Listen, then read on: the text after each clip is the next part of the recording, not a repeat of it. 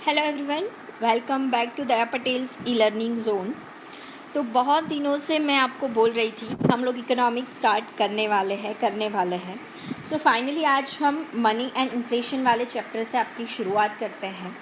जीएसईबी की text book में ये money and inflation 3rd number का चैप्टर है and even NCERT and ISC board में भी ये चैप्टर है। सो मनी एंड इन्फ्लेशन बेसिकली क्या होता है फ्रेंड्स, बहुत ही इम्पोर्टेंट चैप्टर है।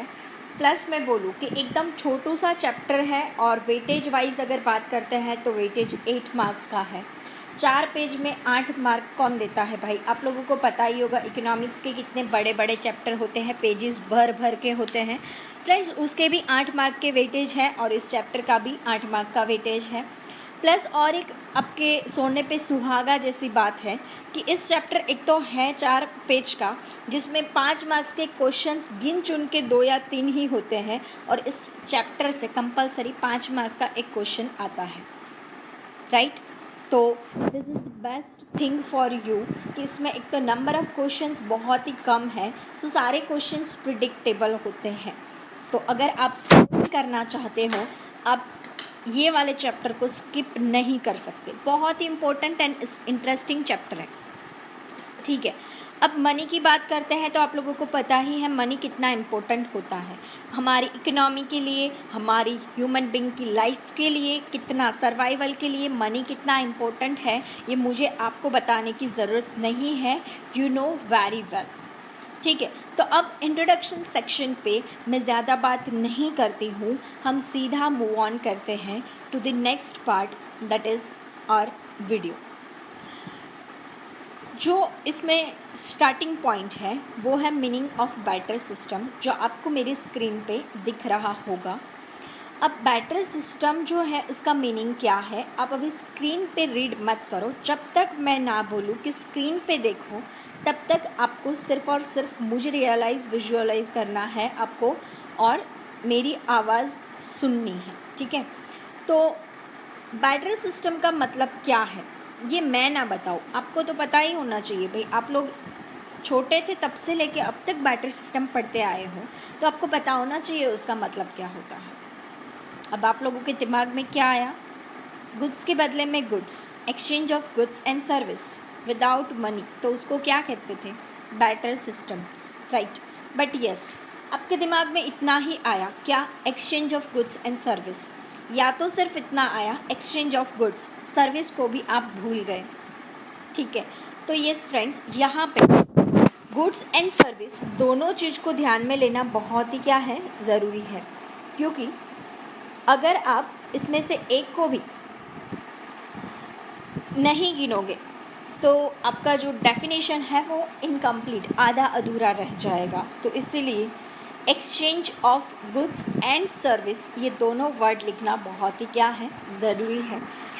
Directly exchanged for other goods और सर्विस, ठीक है। गुड्स एंड सर्विस, एक गुड्स एंड सर्विस दूसरे गुड्स एंड सर्विस के लिए डायरेक्टली एक्सचेंज होते हैं।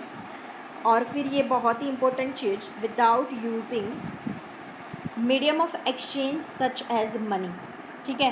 तो ये बहुत ही इम्पोर्टेंट चीज़ है, आपको लिखनी है हमेशा। जब भी आपको बैटर सिस्टम का मीनिंग एंड लिमिटेशंस पूछते हैं तो आपको मीनिंग में without using a medium of exchange such as money ये लिखना कंपलसरी है, बिकॉज छोटे बच्चे भी जानते हैं बैटर सिस्टम का मीनिंग होता है exchange of goods and service for the other goods and service. भाई इतना तो छोटे बच्चे भी लिख सकते हैं, आप लोग अब छोटे नहीं रहे हो इसलिए आपसे थोड़ी एक्सपेक्टेशंस बढ़ जाती है, एंड दिस इज़ वाई आपको एक परफेक्टली डेफिनेशन लिखना ज़रूरी रहता है, that is including without using a medium of exchange such as money. Clear, समझ में आया? सो बैटर सिस्टम का मीनिंग बहुत ईजी है। अब आप मेरी स्क्रीन पे एक बार देख लो। Barter system is a system of exchange, system of exchange. Barter system क्या है? एक एक्सचेंज की सिस्टम है। क्या एक्सचेंज करना है? तो गुड्स और सर्विस, डायरेक्टली एक्सचेंज्ड और अदर गुड्स एंड सर्विस। आप एक गुड्स को दूसरे गुड्स के लिए या एक गुड्स को दूसरी सर्विस के लिए क्या कर रहे हो? एक्सचेंज कर रहे हो without using a medium of exchange such as money, money के बिना, तो उसको कहेंगे हम बार्टर सिस्टम। समझ में आ रहा है? ठीक है। बार्टर सिस्टम अच्छी खासी चल रही थी, कोई प्रॉब्लम नहीं था इसमें। बट देन धीरे धीरे क्या हुआ कि जैसे जैसे गुड्स बढ़ते गए, इंसानों की जो रिक्वायरमेंट्स है, नेसेसिटीज़ है, वो बढ़ती गई, वैसे वैसे ये जो बार्टर सिस्टम थी उसकी लिमिटेशंस बढ़ती गई। शुरुआत में कोई प्रॉब्लम नहीं था, शुरुआत में तो इंसान की जो नेसेसिटीज़ थी वो बहुत ही लिमिटेड थी, एंड दिस इज़ वाई वो चल जाता था। बट जैसे जैसे नेसेसिटीज़ बढ़ी, नए नई इनोवेटिव चीज़ें आने लगी, तो कितनी चीज़ों का आप एक्सचेंज कर पाओगे। जब तक बात थी चावल तक, वीट तक एंड कपड़े तक, तो एक्सचेंज हो जाता था। बट देन धीरे धीरे बहुत सारी चीज़ें एक्सप्लोर होने लगी, और फिर ये हमें एक बोलते हैं कि इसमें हमें प्रॉब्लम आने लगी, राइट। तो प्रॉब्लम्स क्यों आने लगी उसको हम कहेंगे लिमिटेशंस ऑफ बार्टर सिस्टम। ठीक है, तो लिमिटेशंस आप स्क्रीन पे अभी जो देख रहे हो इसको आप आराम से रीड कर सकते हो, अभी मत करो। अभी हमारा ऑन वीडियो ये जो आप टाइम वेस्ट होगा, तो इसलिए इतना ये ज़रूरी है, जो चीज़ मैंने आपको एक्सप्लेन करी वही चीज़ उसके अंदर है। तो हम सीधा मूव करते हैं on first limitation. First limitation है issue of mutual adjustment of wants. क्या कहते हैं इसको? तो म्यूचुअल एडजस्टमेंट ऑफ वांट्स का मतलब ये होता है कि एग्जैक्टली दो इंसान ऐसे होने चाहिए कि जिसके पास एक दूसरे के पास जो गुड्स है उसकी उनको रिक्वायरमेंट हो। मतलब कि मैं टीचर हूँ, ठीक है, तो मैं क्या जानती हूँ, आपको पढ़ाना जानती हूँ। इन केस मुझे कपड़े चाहिए और आप टेलर हो, ठीक है, आपको मेरी पढ़ाई की ज़रूरत हो और मुझे कपड़े की ज़रूरत हो, तो ही हम क्या कर सकते हैं, एक्सचेंज कर सकते हैं। अब मान लो कि आप पढ़ना नहीं चाहते, मुझे कपड़े चाहिए, तो आप क्या बोलोगे, भाई मुझे तो नहीं पढ़ना, आप मुझे कोई और चीज़ दे दो। समझ में आ रहा है? अब आप बोलोगे कि अभी मेरे पास जूते नहीं हैं, मुझे नए जूते खरीदने हैं, मुझे नए जूते चाहिए। अब मैं जूते तो बना नहीं सकूँगी। इन दैट केस मुझे जाना पड़ेगा कोई कॉबलर के पास, उसके पास से मैं जूते लूँगी, उसके बच्चे को मैं पढ़ाऊँगी और ये जूते मैं आपको दूँगी और आप मुझे कपड़े देंगे। समझ में आ रही है बात? अच्छा, टेक्नोलॉजी तो थी नहीं कि मोबाइल भी नहीं था कि चलो भाई कॉल करके पूछ लिया मेरे पास ये चीज़ एक्सेस है और मुझे ये चीज़ चाहिए, तू देगा? तेरे को ये जो मेरे पास एक्सेस वाली चीज़ है वो उसकी नेसेसिटी है, उसकी रिक्वायरमेंट है, ऐसा पूछ भी नहीं सकते थे। मतलब कि आपको उस बंदे के पास खुद ही जाना पड़ता था। अब खुद ही जाने के लिए एक्टिवा भी नहीं थी कि ये लिया हाथ में की, सेल लगाया, पहुंच गए, ऐसा भी नहीं था। पैदल जाना पड़ता था या तो साइकिल लेके जाना पड़ता था। तो फ्रेंड्स आप समझ सकते हो कि उसमें कितनी दिक्कतें आ रही थी।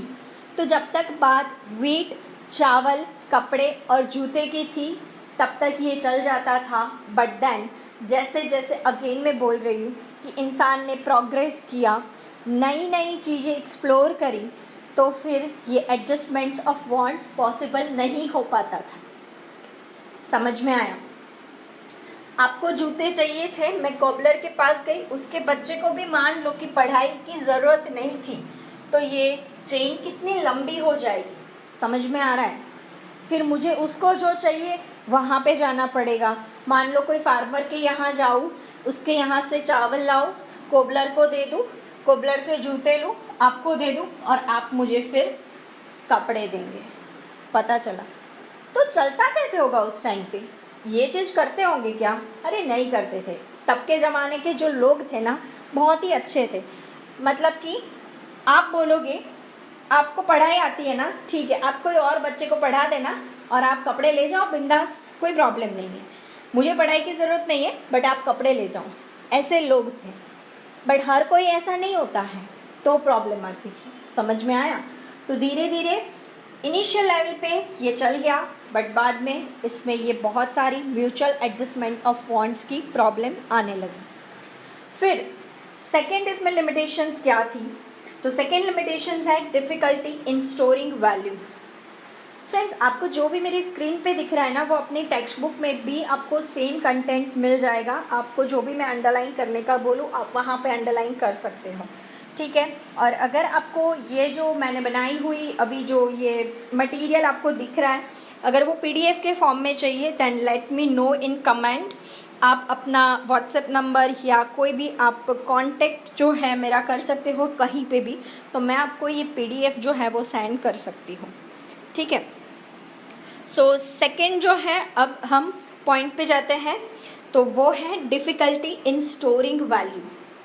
Now what exactly meaning of this? Storing value में हमें डिफ़िकल्टी कैसे आती थी? तो उस टाइम की बात करते हैं जब बैटर सिस्टम चलती थी। तो उस टाइम पे मनी क्या था? व्हीट, राइस, कपड़े, जूते, ऐसी ही चीज़ ना, ठीक है। अब अभी मनी है तो हम क्या करते हैं? सेव करते हैं। सेव करके क्या करते हैं? उसको अच्छे से कहीं पे सेफ जगह पे रख देते हैं। क्यों ऐसा करते हैं? तो क्योंकि अब जैसी अभी सिस्टम है कोरोना की, जैसे सिचुएशन अभी है कोरोना वाली, तो आपको पता है कि अभी हमारी कुछ भी इनकम का सोर्स नहीं है। तो ऐसे टाइम पे हम वो वाली सेविंग को क्या कर सकते हैं? यूज़ कर सकते हैं। तो इसलिए हमने जो अब तक सेविंग्स करी थी उस पर हमारा गुजरान अभी चल रहा है, उस पर हमारा गुजारा जो अभी है चल रहा है। बट मान लो कि इन केस बैटर सिस्टम आप सेव कर करके करोगे क्या? व्हीट, राइस, दाल चावल, ये सेव करके आप रखोगे, कितने साल तक सेव करके रख लोगे? 1 साल, 2 साल, चलो 3 साल, उससे ज़्यादा नहीं कर पाओगे। क्या हो जाएगा? ये चीज़ सड़ जाएगी, बिगड़ जाएगी, या फिर चोरी हो सकती है। इन शॉर्ट, आप इसको स्टोर तो नहीं कर सकोगे। समझ में आ रहा है? ये चीज़ एक्सपायर हो जाती है। बट क्या आपने कभी ये देखा कि मनी एक्सपायर हो गया? हाँ भाई, एक्चुअली क्या है कि हमारी ये जो जनरेशन है ना, इसने इतनी सारी चीज़ें देखी कि उसने ये भी देख लिया कि मनी एक्सपायर होता है। दैट इज़ डीमोनेटाइजेशन के वक्त पे हमने ये भी देख लिया कि मनी भी एक्सपायर होते हैं। बट टोटली वो एक एक्सेप्शन केस है, हमेशा ऐसा नहीं होता है। और इवन इन दैट केस आपको पता है कि मनी एक्सपायर हुए, बट ऐसे एक्सपायर नहीं हुए कि आपके पास जो भी है उसकी कुछ वैल्यू नहीं है। हमने उस मनी को भी एक्सचेंज कर लिया था। समझ में आ रहा है? तो ऐसा नहीं है कि आपके पास जो भी पैसा था वो फालतू का एकदम से हो गया, पता चला। बट व्हीट में, राइस में क्या होगा कि आपको लगता है मैंने सेव करके रख लिया है, अच्छे से रखा है, सेफली रखा है, बट देन जब आप उसको खोल के देखोगे उसमें कीड़े आ गए होंगे, सड़ गया होगा, वो चीज़ डिस्ट्रॉय हो जाएगी। कपड़े हैं तो कपड़े में भी आपको पता है पड़े पड़े भी कपड़े क्या हो जाएंगे? स्टेन लग जाएंगे, पुराने हो जाएंगे। तो ऐसी बहुत सारी दिक्कतें आ सकती हैं। तो आप उस चीज़ को भी स्टोर नहीं कर सकते। सो बैटर सिस्टम में क्योंकि कोई मनी नहीं था, क्योंकि कोई ऐसी चीज़ नहीं थी कि वो डिस्ट्रॉय ना हो, वो सड़े ना, वो बिगड़े ना, तो इसीलिए उसकी सेकेंड जो लिमिटेशन है वो है डिफ़िकल्टी इन स्टोरिंग वैल्यू, कि आप अपने टफ टाइम के लिए कुछ भी सेव नहीं कर सकते थे और कुछ भी स्टोर नहीं कर सकते थे। समझ में आया? तो yes, this is the problem number 2, storing value, ठीक है। उसके बाद अभी जो हमारा थर्ड प्रॉब्लम है वो है problem of measurement of value. Third difficulty बोल सकते हैं, थर्ड लिमिटेशन बोल सकते हैं, थर्ड प्रॉब्लम बोल सकते हैं, वो है problem of measurement of value. Now what is measurement value का प्रॉब्लम? तो अभी आप लोग से फॉर क्या लेने जाओगे? बालाजी वेफर का पैकेट लेने जाओ, तो आपको 35 ग्राम्स वाला जो पैकेट आता है वो कितने में मिलेगा? 10 रुपीज़ में। मैं जाऊँ तो मुझे कितने में मिलेगा? 10 रुपीज़ में। अगर आपके पापा जाए तो उनको कितने में मिलेगा? 10 रुपीज़ में। समझ में आ रहा है? कहने का मतलब है कि बालाजी वेफर्स का पैकेट कोई भी बंदा लेने जाएगा, उसको कितने रुपए में मिलेगा? 10 रुपीज़, जो कि फिक्स है। अब उस टाइम पे जब बैटर सिस्टम का टाइम चल रहा था, तो आप जस्ट इमेजिन करें, क्या ऐसी कोई प्राइस फिक्स हो सकती थी? बोलो, हो सकती थी? अगर आप हाँ बोल रहे हो तो मैं बोलूँ कैसे। आप जरा कमेंट सेक्शन में जाके कमेंट कीजिए कि कैसे उस टाइम पे प्राइस हम फिक्स कर सकते थे। बिकॉज मेरे हिसाब से तो हम प्राइस को फिक्स नहीं कर सकते थे। The reason behind that, problem main क्या था? प्रॉब्लम मेन ये था कि जो भी बंदा हमारे पास ये चीज़ लेने आएगा वो हमें क्या पे करेगा यही नहीं पता है। मान लो कि मैं टीचर हूँ, तो अभी मेरी 12th स्टैंडर्ड की फ़ीस मान लो कि 10,000 है। तो 10,000, अरे है नहीं भाई, एक्चुअली में आप लोग ऐसे मत सोचना कि चलो भाई 10,000 में ट्यूशन मिल रहा है चले जाए। जस्ट मैं आपको एग्जांपल दे रही हूँ कि मान लो कि मेरी फ़ीस 10,000 है, तो 10,000 अभी फिक्स है, क्योंकि आप सब लोग मुझे मनी ही देने वाले हो। अभी जो करेंसी नोट्स हमारी है आप मुझे वही पे करने वाले हो, और इसीलिए मेरी प्राइस अभी जो है वो क्या हो गई? फीस फिक्स हो गई। इन दैट केस जब बैटर सिस्टम चल रहा था तो मेरे यहाँ फार्मर का बंदा भी पढ़ने आएगा, मेरे यहाँ कॉबलर का बच्चा भी पढ़ने आएगा, मेरे यहाँ टेलर का बच्चा भी पढ़ने आएगा। फार्मर के बच्चे बोलेंगे मैम हमारे पास चावल है और वीट है, पूरे साल भर का वीट एंड चावल हम आपके घर पे दे जाएंगे, ये हो गई हमारी फीस। कोबलर का बच्चा बोलेगा 2 पैर जूता दे देंगे मैम। टेलर का बच्चा बोलेगा मैम आप जैसे बोलो उस टाइप से मेरे पापा आपको कपड़े सिल के दे देंगे, या मेरी मम्मी आपको कपड़े सिल के दे देंगी। ठीक है, तो उस टाइम पे अगर 3 बच्चे मेरे पास आ रहे हैं पढ़ने, तो तीनों की जो फीस है दैट इज़ माई कंसिडरेशन क्या हो गया भाई? अलग अलग। तो क्या मैं उस टाइम पे फिक्स कुछ अमाउंट बोल सकती हूँ? नो। मेरे ट्यूशन की प्राइस क्या हुई फिर? 2 पैर जूते, 2 पैर कपड़े, या पूरे साल भर का वीट एंड चावल? समझ में आ रहे हैं जो मैं आपको समझाना चाहती हूँ? Are you getting me? कि उस टाइम पे मेजरमेंट की इश्यू आती थी, हम एक कॉमन मेजरमेंट नहीं निकाल पाते थे, क्योंकि एक कॉमन हमें कंसिडरेशन ही नहीं मिलता था। कोई बच्चा हमको वीट देता है, कोई राइस देता है, कोई पल्सेस देता है, कोई चप्पलें देता है, तो कोई कपड़े देता है। तो इसीलिए एक फिक्स मेज़र नहीं था किसी के भी लिए, जबकि अभी आप कोई भी चीज़ लेने जाओ इसकी फिक्स वैल्यू होती है, मेरे लिए, आपके लिए, सबके लिए। समझ में आई बात?